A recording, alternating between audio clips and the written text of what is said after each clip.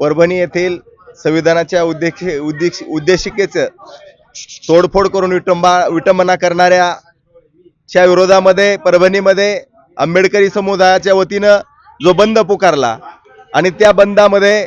समाज शांततेच्या बुद्धाच्या मार्गाने समाज जात असताना जाणून बुजून पोलीस प्रशासनानं त्या बंदमध्ये त्यांची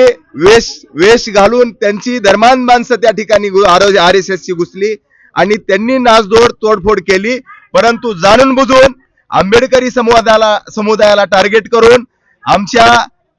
600 मुलांवर भगिनींवर परभणीच्या पोलिसांनी दमनशाही करून गुन्हे जे दाखल केलेत त्या गुन्ह्याचा अंबेजोगाईतील आम्ही आंबेडकर समूह या ठिकाणी जाहीर निषेध करतोय आणि त्या घटनेचा निषेध म्हणून येणाऱ्या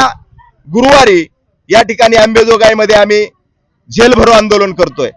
मुळामध्ये ती जी घटना आहे म्हणजे संविधान हे भारताचं संविधान आहे, आम्ही वी द पीपल, आम्ही भारतीय लोक, आणि त्याची जाणीव फक्त आम्हाला आंबेडकरी समुदायालाच आहे का?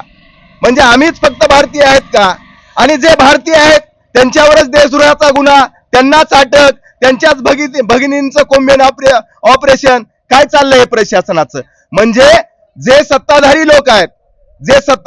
आहेत त्यांचीच बटीक म्हणून पोलिस काम करणार आहेत का? त्या बटीक म्हणून काम करणाऱ्या पोलिसाचा, या प्रशासनाचा आणि तिथला जो कलेक्टर आहे, जो मॅजिस्ट्रेट आहे, जो न्यायाधीश आहे, परंतु त्या कलेक्टरची भूमिका ही जातीवादी आहे। मग जाणून बुजून आमच्या मुलांना, शिकणाऱ्या मुलांचं आयुष्य उद्ध्वस्त करायचं म्हणजे ज्या